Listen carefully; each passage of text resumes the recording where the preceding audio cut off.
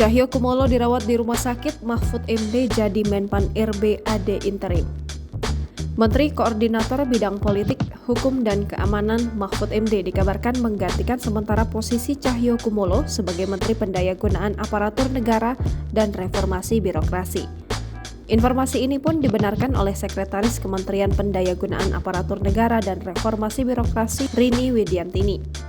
Dia mengungkapkan Mahfud ditunjuk sebagai Menpan RB AD interim karena Cahyo saat ini sedang sakit dan menjalani perawatan di rumah sakit. Rini menjelaskan, penunjukan Mahfud MD sebagai pengganti sementara Cahyokumolo terhitung sejak Senin 20 Juni 2022.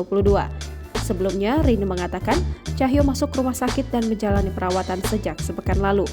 Meski demikian, dia tidak mengatakan lebih lanjut terkait penyakit Cahyo. Rini juga membantah kabar yang menyebutkan bahwa Cahyo mengalami koma.